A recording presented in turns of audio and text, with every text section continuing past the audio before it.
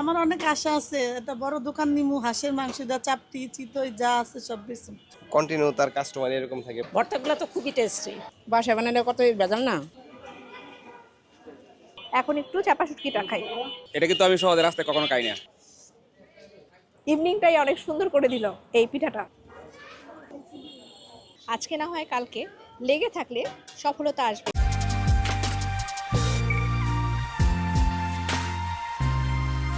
আসসালামু আলাইকুম। দেশ এবং দেশের বাইরে থেকে আমার ব্লগটি আজকে যারা দেখছেন সবাইকে স্বাগত জানাচ্ছি।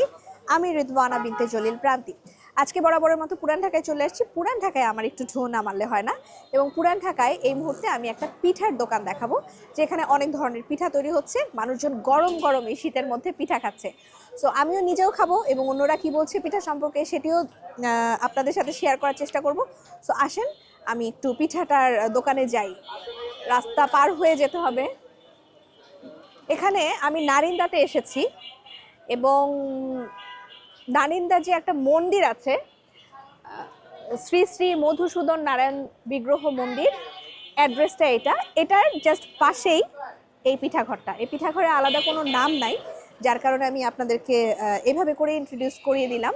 সেই সাথে এখানে শক্তি ঔষধালয়, একটা হার্বাল ঔষধালয় আছে সেটার পাশে, এবং আমি সিটি তেহারির যেই অ্যাড্রেসটা দিয়েছি সেটাও যদি কেউ নেন, সিটি তেহারির জাস্ট অপোজিটেই হচ্ছে এই পিঠার দোকানটা। আপা, আপনাদের পিঠা কয়টা থেকে শুরু হয়? বিকাল 5টাতে, রাতের 12টা। আচ্ছা, কি কি পিঠা আপনারা বানান? বাপা পিঠা, চিতই পিঠা শীতের দিন, আর গরমের দিন চাপটি, চিতই পিঠা। দুই ধরনের পিঠা এখানে হয়, এক হচ্ছে শীতের মধ্যে ভাপা পিঠা আর চিতই পিঠা। আর যদি গরমকালে কেউ আসেন, তার মানে গরমকালে এই দোকানটা থাকে, গরমকালে আপনার চিতই পিঠা হবে আর চাপটি হবে। এখানে আছে চিংড়ি, চেপা, রসুন ভর্তা, ধনিয়া পাতা, কালো জিরা, বাদামের ভর্তা, বেগুনের ভর্তা।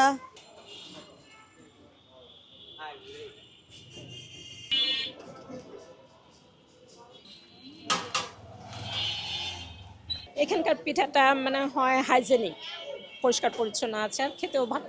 ভর্তাগুলো তো খুবই টেস্টি। আপুর যে ভর্তা না খেলে বোঝা যাবে না, এমনকি খুবই জাস অরিজিনাল সরিষা। দাম সামান্য 10 টাকা পিস, এটা কমে রাখা যায় না। জিনিসপত্র যে দাম, কন্টিনিউ তার কাস্টমার এরকম থাকে, ভাইয়ারা খাচ্ছে এরকম, সন্ধ্যার সময় সবসময় এরকমই জাম থাকে।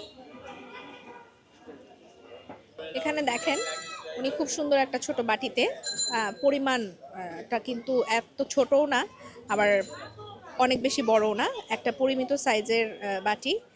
সেটাতে চালের গুঁড়া দিলেন, চালের গুঁড়ার উপর আবার গুড় দিলেন, গুড়ের উপর আবার সুন্দর করে লম্বা লম্বা করে কাটা নারিকেল দিলেন। অনেক জায়গা 20 টাকা বিক্রি করে, আমরা 15 টাকা বিক্রি করি। এখানে দামে কম, মানে ভালো। একদমই মাত্র সন্ধ্যা হলো তো, আর কেউ কেউ আছেন যারা এখানে দাঁড়িয়েই খেয়ে যাচ্ছে। বাসায় বানালে কত ভেজাল না, এই কারণে নিয়ে যায়।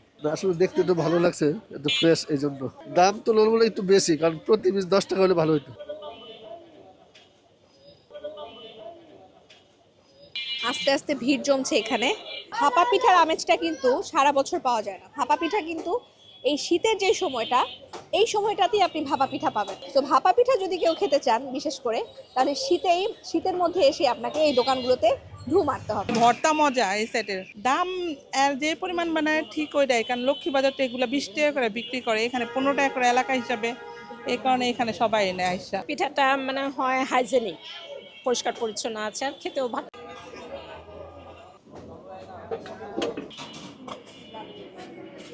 যারা অন্যরা আসছেন তাদের কথা একটু জিজ্ঞেস করে নিলাম যে তারা এখানে কেন খাচ্ছেন, কেন নিচ্ছেন সেই বিষয়টা। বিশেষ করে ভর্তার বিষয়টা এবং হাইজিনের বিষয়টা এখানে অনেক যে কাস্টমারসরা এসেছেন বেশিরভাগেরই একটা কথা, যে এখানে পরিষ্কার পরিচ্ছন্ন হাইজিন মেনটেন করে আসলে রান্নাটা করা হয়। আমার কাছেও মনে হচ্ছে যে একটা পিঠার দোকান ছোটোখাটোর মধ্যে বাইরের যেই পরিবেশ অনেক সময় আমরা অনেক জায়গায় দেখি, সেই পরিবেশটা কিন্তু এখানে না। অন্যান্য যারা কাস্টমার্স আছেন তাদের কথাও কিন্তু সেটাই উঠে আসলো।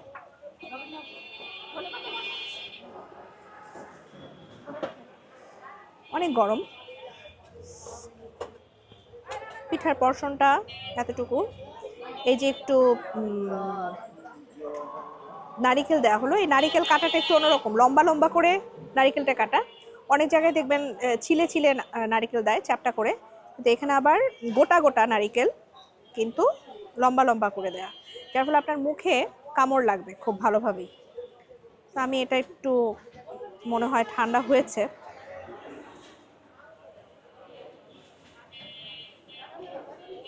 খাই, বিসমিল্লাহ।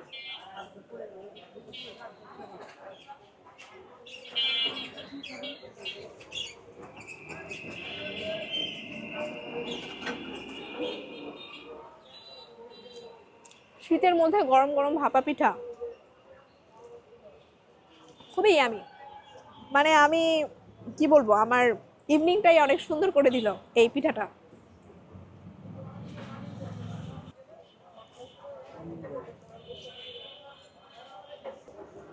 গুড়ের পর্শন বেশ ভালো, একেবারে হালকা পাতলা গুড় দেওয়া হয় নাই, মোটামুটি আপনি স্যাটিসফাই থাকতে পারেন গুড়ের পর্শন নিয়ে।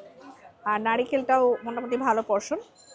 যদি কখনো কেউ স্পেশাল করে বানাতে চায়, নিতে চায়, হয়তো বা তারা এটা বানিয়েও দিতে পারে। আমি এটা নিয়ে তাদেরকে জিজ্ঞেস করব।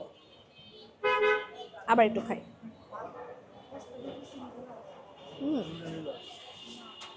খেজুরের গুড়ের যে খুব বিশেষ কোনো ফ্লেভার সেরকম আমি পাচ্ছি না,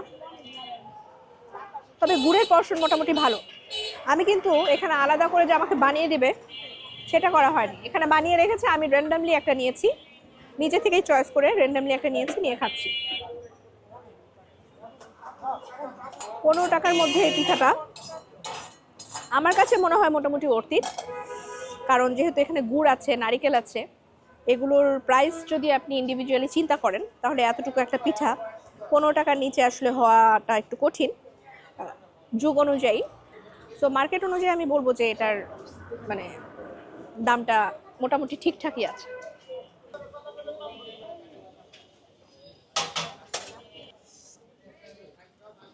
দেখতেছেন সবার সামনে এটা বানাচ্ছে, কোনো ঝামেলা নাই, কোনো পরিষ্কার আছে, পরিচ্ছন্ন আছে, এই জন্য নিলাম। অনেক বিক্রি হয়, ওই জায়গায় বিক্রি হয়, কোথাও থেকে কিনি না। আমি খুব খাই হিসাব করে, পরিষ্কার যেখানে পরিষ্কার পরিচ্ছন্ন লাগে ঠিক সেইখানে আমি খাই। এখানে অনেকেই কিন্তু একটা কথা বলছেন, বেশ কয়েকজন, যে এখানকার ভর্তাটা অনেক বেশি মজা।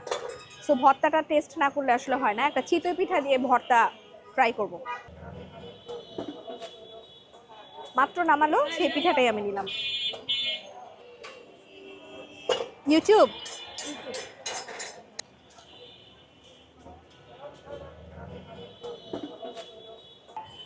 ভিডিও করতে করতে অনেকেই কিন্তু সাবস্ক্রিপশনের জন্য আসে আশেপাশ থেকে, তো আপনারা আমার চ্যানেলটি সাবস্ক্রাইব করবেন। আর চাপা শুটকি ভর্তা কোনটা? এটা এটা চাপা, একটা চিংড়ি একটা চাপা, দুইটা নিলাম। আপনারা অনেকেই জানেন আমি সরিষা ভর্তাটা নিলে আমার মাথায় খুব ঝাঁঝ ধরে যায়, যার কারণে সরিষা ভর্তাটা আমি একটু আজকে অ্যাভয়েড করলাম।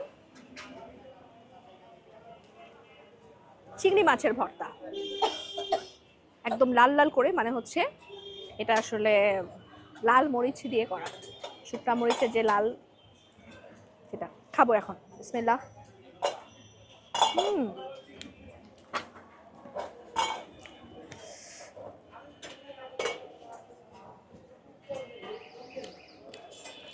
এই যে পিঠাটা আমি একটু সাইড দিয়ে ছিঁড়ে ফেলেছি, কিন্তু এই পিঠাটা একদম দেখেন, পিঠাটা নিয়ে আমি প্রথমে বলতে ভুলে গেছি, কিন্তু পিঠাটা এই নিচের অংশটা খুবই সুন্দর, একটা নরম ক্রিস্পি, মানে মেকিংটা খুবই চমৎকার হয়েছে। আমি অনেক জায়গায় পিঠা খেয়েছি যেখানে হয় যে এত ঝাল দেয়, ঝালের কারণে যারা ঝাল খেতে পারে না এত, তাদের জন্য অনেক কষ্টসাধ্য হয়ে যায়, চোখ মুখ দিয়ে পানি পড়তে থাকে। কিন্তু এখানে ঝালের পরিমাণটা পরিমিত, খুব কমও লাগছে না, বেশি লাগছে না, ভালো। এখন একটু খাই, সেটা হচ্ছে চাপা শুটকি ভর্তা। এতক্ষণ চিংড়ি খেলাম, চিংড়িটা বেশ ভালো লাগলো, এখন একটু চাপা শুটকিটা খাই। চাপা শুটকিটাও একটু লাল লাল করা। এখানে আমার মনে হচ্ছে চাপার ফ্লেভারটা একটু কম, রসুনের ফ্লেভারটা একটু বেশি। চাপা শুটকি ভর্তাটা আর একটু দিলে, মানে চাপাটা আর একটু ফ্লেভারফুল হতো। খুবই মজা, মানে বিশেষ করে ওই পিঠার মেকিংটা খুব ভালো। চিতই পিঠা আমি অনেক জায়গায় খেয়েছি, কিন্তু এরকম চিতই পিঠা আমি আসলে বলবো যে পাই নাই।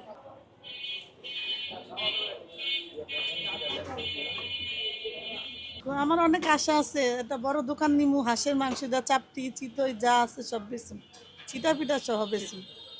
কিন্তু এত টাকা, অনেক টাকা লাগবে চালান পুঁজি, দোকানে অ্যাডভান্স লাগবে লাখ টাকা। একটু দেখি আল্লাহ কি করে। সব মানুষই আসলে কিছু স্বপ্ন নিয়ে তার জীবনে সব কিছু শুরু করে। এই যে উনি এই ছোট ব্যবসা ছোট করে শুরু করেছে, তার স্বপ্ন হচ্ছে এই দোকানটা অনেক বড় করবে। উনি একটা বড় দোকান নিবে, তার ব্যবসাটা বড় করবে, সেখানে হাঁসের মাংস, চাপটি সেগুলো সে বানাবে। সেই জন্য যাতে তার যে চালান বললেন যে অনেক টাকার চালান লাগে, তো সেটার তার প্রত্যাশা, তার সৃষ্টিকর্তার কাছে তার দোয়া যে দেখা যাক আল্লাহ যদি দেয় তাহলে তিনি সেটা করবেন। তো সবারই একটা স্বপ্ন নিয়েই আসলে মানুষ তার জীবনে কোনো কিছু শুরু করে।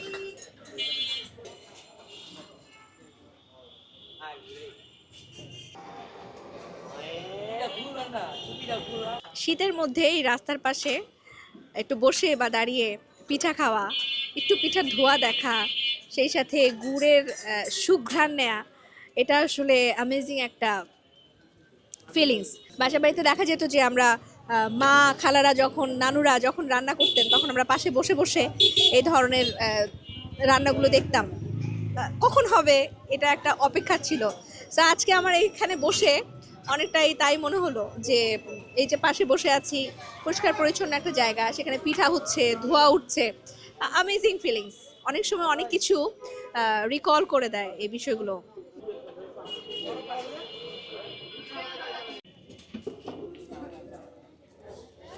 আস্তে আস্তে ভিড় অনেক বেড়ে গেছে, সো আমার খাবারটাও আমি খেয়ে নিয়েছি, সবার কথাও শুনলাম।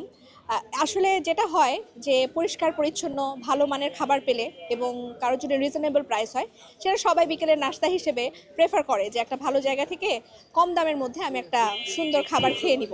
তো এখানে তাই হচ্ছে, সবাই আসছে, কেউ নিয়ে যাচ্ছে, কেউ এখানে খাচ্ছে, যার যার মতো করে। শেষে আমাকে বললো যে তাদের খাবারটা কেমন লাগে। তো আজকের মতো আমার এই ফুড ব্লগ এখানে এতটুকুই ছিল। পরবর্তীতে অন্য কোনো ব্লগে আপনাদের সাথে আবারও দেখা হবে। তো আমার চ্যানেলটি সাবস্ক্রাইব করবেন, ফলো করবেন, আমাকে ফেসবুকে কমেন্ট করবেন কোথাও যদি কোনো ফুড দেখতে চান বা কোনো বিশেষ কোনো খাবার দেখতে চান সেটা, আর আমার কন্টেন্টগুলোকে শেয়ার করবেন। আল্লাহ হাফেজ।